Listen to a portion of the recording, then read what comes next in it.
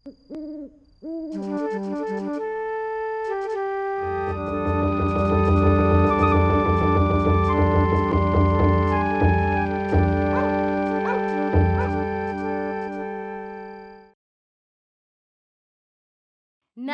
नहीं, मोबाइल है।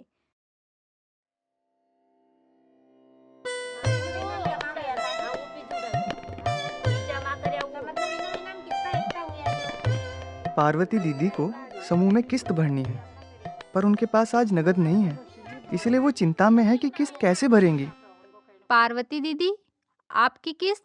दीदी पैसे तो खाते में है, पर मेरे पास एटीएम कार्ड है। 2 मिनट एटीएम चलते हैं, आप पैसे निकलवा देना और किस्त भी जमा कर देंगे। दीदी, एटीएम कार्ड से पैसे किसी भरोसेमंद को ही निकालने दिया करो। खैर कोई बात नहीं, आपके पास तो स्मार्टफोन है, इसका कुछ तो फायदा उठाए।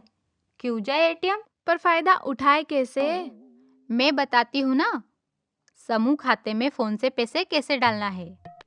वैसे तो पैसे दूसरे के खाते में डालने के लिए फ़ोन में बहुत सारे एप्लीकेशन होते हैं, और अगर नहीं है तो इंस्टॉल करना पड़ता है। लेकिन आपके फ़ोन में फ़ोन पे एप्लीकेशन है, जिससे हम समूह खाते में पैसा आसानी से डाल सकते हैं। हम कर भी लेंगे, पैसे इधर उधर हो गए तो। ऐसा दिखता है फ़ोन पे का चित्र। इस चित्र को टच करेंगे। अब इसमें बैंक में जो रजिस्टर्ड मोबाइल नंबर है वो डालना है। आपका नंबर बैंक में रजिस्टर्ड है क्या? बिना रजिस्टर्ड नंबर के तो कोई काम ही नहीं होता। मेरा तो आधार कार्ड से लेकर सोसाइटी के खाते तक एक ही नंबर है, वो भी रजिस्टर्ड। मैं बार बार नंबर वंबर नहीं बदलती। नंबर याद है तो डालो। याद क्यों नहीं होगा, पूरे 9 दिन लगे थे। मोबाइल नंबर डालने के बाद ओटीपी का मैसेज आएगा, जो ऑटोमेटिक ही डल जाएगा। ओटीपी डालने के बाद सारी चीज़ों को मंजूरी दे।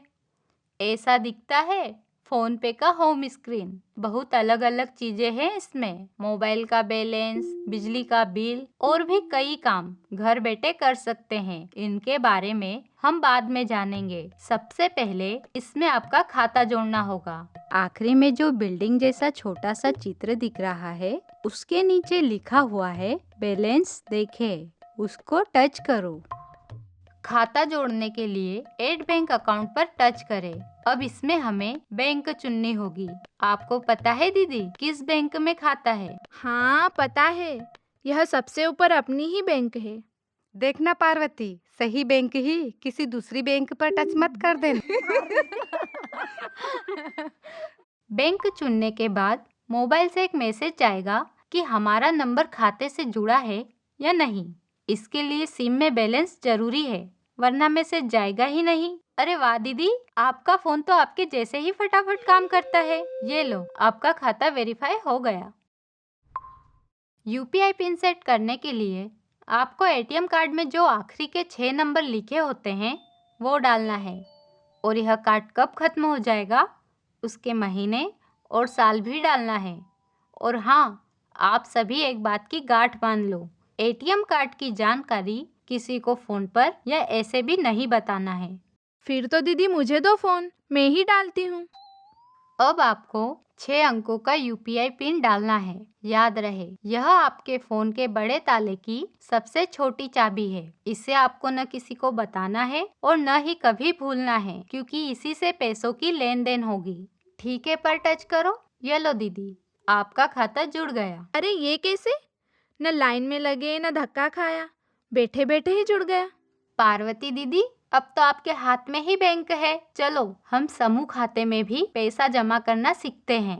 दूसरे नंबर की बिल्डिंग के नीचे खाते में लिखा हुआ है, उसको भी टच करो।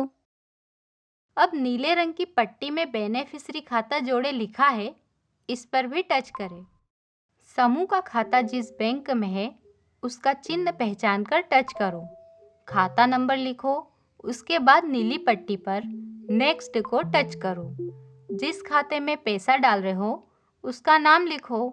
आप समूह खाते में डाल रहे हो तो समूह का नाम लिखो। फिर नीली पट्टी पर टच करो और पैसा डालो।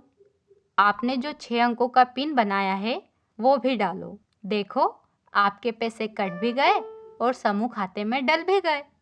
कभी ऊपर टच करो, कभी कोने में टच करो, कभी मैसेज आए तो टच करो। इतने टच कैसे याद रखूं? कभी भूल गई तो?